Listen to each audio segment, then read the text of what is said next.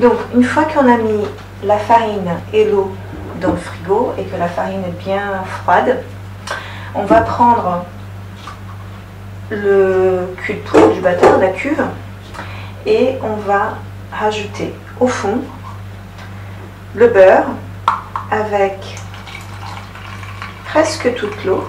Donc on va mettre ici en l'occurrence c'est 200 g d'eau. Donc on va mettre presque tout dans la cuve. Et je vais mettre le sel dans la farine et le tout sur le beurre, tout simplement. Voilà.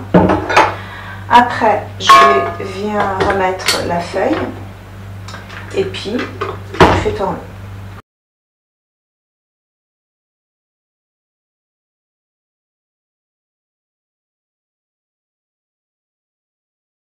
Doucement. Et dès qu'elle a une bonne consistance, on arrête. Donc c'est une consistance comme ça.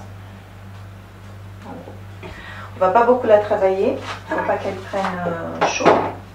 Et en fait ce qu'on va faire, c'est de la mettre dans une feuille en plastique.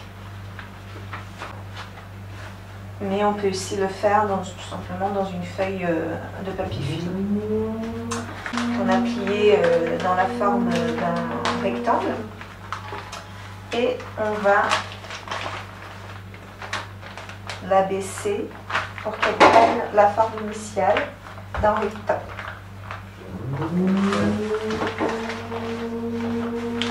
Ici on va fermer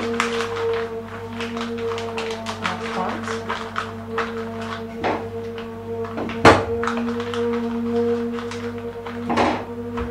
Pour qu'elle ait une forme uniforme.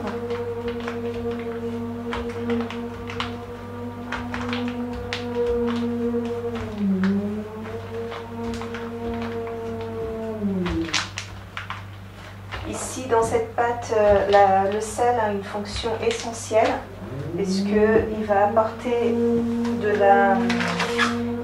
la plasticité à cette pâte.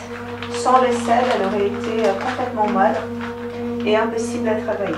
Donc, très important de ne pas oublier le sel. Chaque ingrédient a sa fonction, c'est pas juste pour le goût, c'est vraiment aussi pour la texture, donc des qualités et des caractéristiques plutôt techniques en fait, qui vont permettre à la pâte d'être bien. Donc après, une fois qu'on aura fait ce rectangle,